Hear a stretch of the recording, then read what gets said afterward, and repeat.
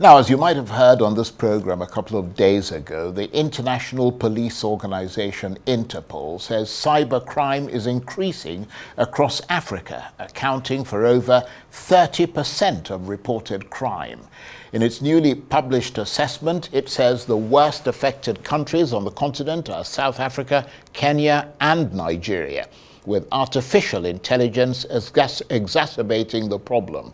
1,000 people were arrested recently in an Interpol operation carried out in several African countries. Well, for more on this, I'm joined now in the studio by the public policy analyst and tech expert, Femi Adeagbo, CEO of Comnavig ICT Consultants, a company that provides expert advisory services for a broad range of ICT genres. Thank you very much indeed for coming in. Good evening, Charles. How are you? Not bad at all. Evening, viewers. I'm very well. What do you make of this Interpol figure that about a third of reported crime in Africa is cybercrime? I mean, it sounds like a serious challenge. It's a very, very serious challenge, and it's one that was predictable. We saw it coming probably 10, 15 years ago. Again, I don't think we've just taken the right proactive steps. So it's no surprise where we are, really. And where are these cyber criminals located? I mean, are they in countries where they're launching these attacks, in Nigeria, for instance, or are they elsewhere in the world and then attacking places like Nigeria? Well, it's a mix in a sense, but there's a lot of in-country activity with the retail capabilities of AI hacking now. You know, it could be anywhere really. And what really aggravates it is with AI, you know, because now you have what we call polymorphic attacks, where the malware is changing its own code as it's attacking. So, yes, so whatever defense you have put in place, really, you know, is constantly being overtaken. Yeah, so they are kind of like, you know, so I mean, the defense side too is AI. Right. But the polymorphic versions, you know, basically morph. And just explain to us what the polymorphic versions are. So I mean, what really, does it mean? If you write a malware script, for example, it's a static script. So right. the defense mechanisms know what kind of attack it is. This is changing its own character and code by itself as it is attacking. So it renders the defensive tools you've put in place really much less effective. Right. And that's why you're seeing attacks that are really grievous. Credit card, you know, you think, how, despite the amount of money they spent, how?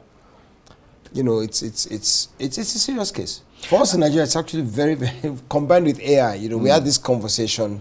Yes, we talked about AI. So if we're dealing with fake news angle, then we now have many capable hackers. Then, you know, we really have it's a very, very serious problem, Charles. But very I mean, serious. How does this work? Do you tell the artificial intelligence what you want it to do? In other words, I need you to hack into this, or do you train it so that it simply automatically knows that this is its raison d'etre, this is its reason for existence, you've answered the question, and it simply just goes ahead and does it. Basically, yes. You see, the simplest way to understand, and basically scans all over the world looking for where it can hack into.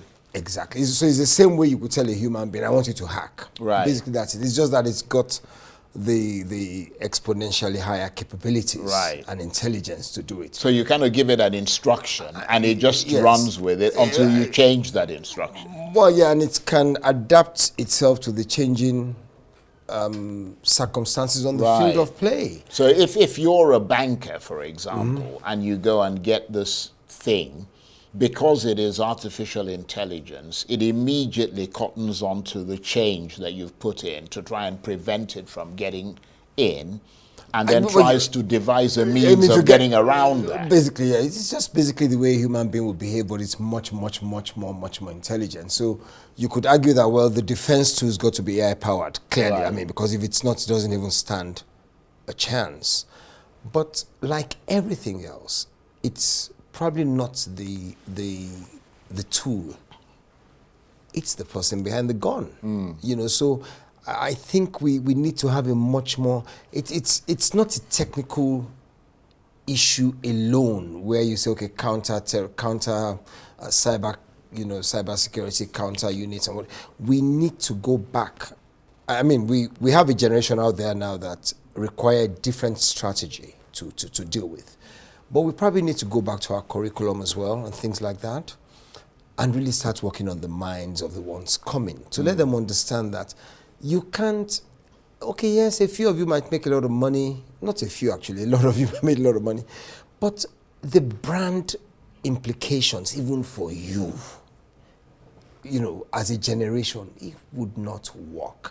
Now, I see people blame the young ones a lot because, you know, I mean, of course, it's Yahoo, you know. But I always say this, Charles. They were born into a Nigeria where all they knew was you settle to get this, you pay to get that, somebody just carried 20 billion and ran away, you know. So and got away with it. And got away with it. And then Instagram also came. They have desires. They are seeing these nice things online, and they are seeing them in front of them. They are seeing people driving Ferraris. What does he do? Well, he was in the House of Rep. What does he do? Oh, he was there. And they're thinking, you know, so it's the self-justification for bad behavior. We are almost serving it to them a la carte. Take your excuse. I'm not saying that those excuses are valid, because there are still people who are waking up, young people, going to offices, developing themselves, going through the pathway of endeavor. So, you know, somebody But can't... the percentages of the people who are off the sort of the right path of rectitude is considerably larger in Nigeria. The problem is we don't know. Right. That's where so we can start guessing. Right. I mean, some would say, "Oh no, it's because of there's no employment." I say, "Well, yeah, you know, you know, those are sliding into political arguments. These are choices people make. Right. If you are a 20-year-old and you want to drive a Ferrari, well, you would have to do something exceptional. Right. So basically, what you're saying sounds like the ones perpetuating these crimes in a lot of other countries are Nigerians, or the ones perpetuating it within Nigeria are mostly Nigerians, are they? Within Nigeria, they're mostly Nigerians. Of course, we've seen Chinese hacking gangs, and Right. because it's big business now, you know, it's very big. And because they know a lot of our institutions are porous, they are porous. I'm sorry to say this this way. They hack our financial institutions, you know, frequently.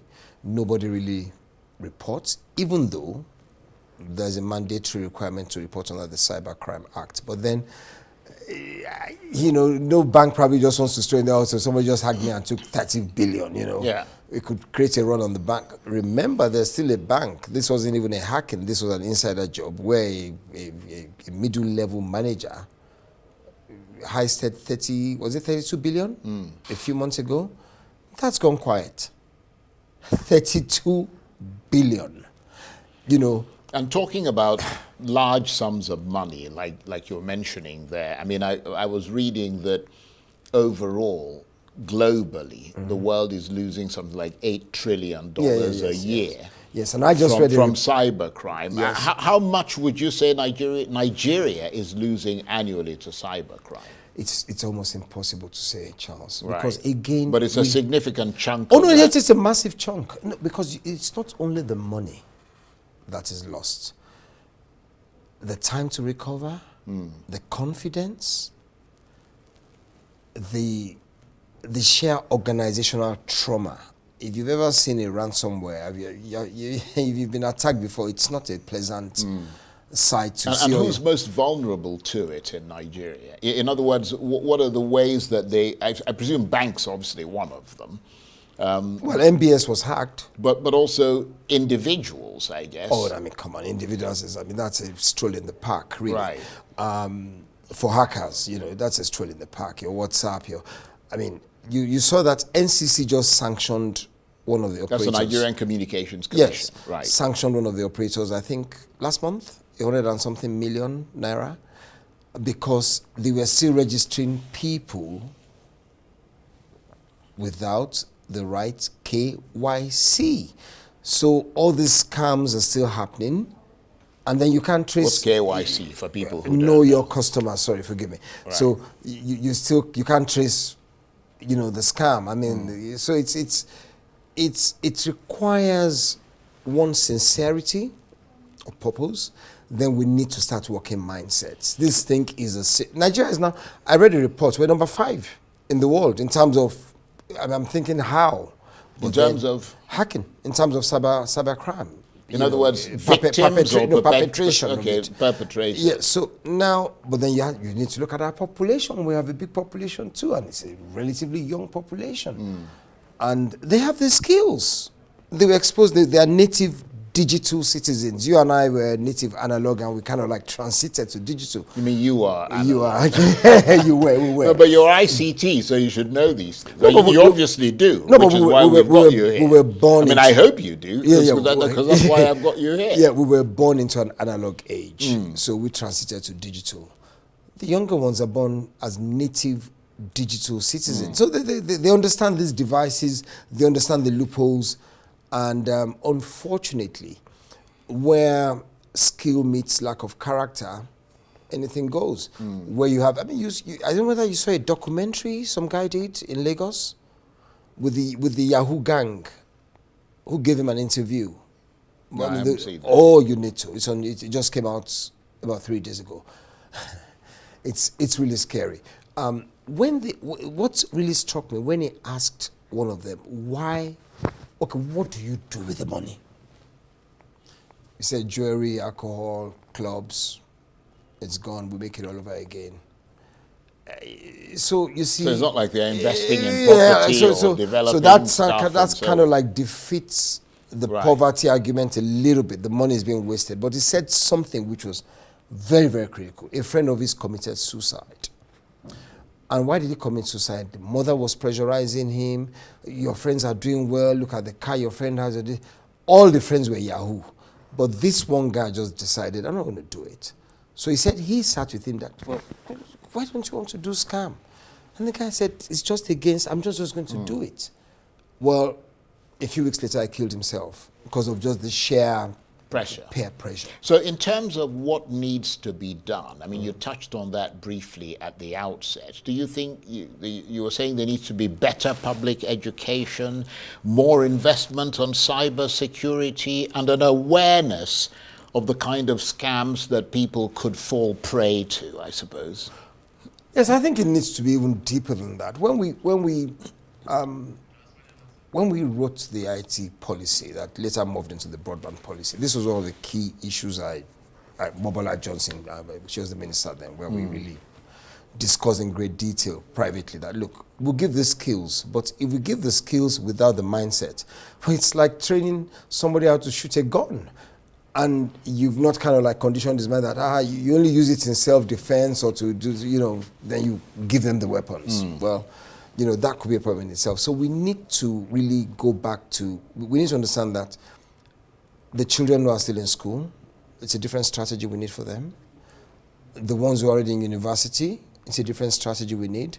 The ones who are already out in the open world doing it, it's a different approach. I mean, enforcement has to be very rigorous. Sanctions must be visible and robust. But again, if you've not sanctioned public servants, for example, I listened to the EFCC chairman the other day, and what he said was very poignant about civil servants, about the fact that most of the property stock in Abuja was actually owned by civil servants. Well, we know this. The public wants them outed, exposed, prosecuted, disgraced. Because when that doesn't happen, then you give that young guy who already feels a victim, this is not working, that is not, you give him that justification to say, okay, you know what the heck, they are stealing money in Abuja, come on, don't lecture us, you know, we're going to do this. And that's an issue we really need to take very, well, very I want to seriously. thank you very much indeed for coming to talk to us about this. Femi Adeagbo is a public policy analyst and tech expert, CEO of Comnavig ICT Consultants. Thank you very much indeed. Thank you very much, always a pleasure.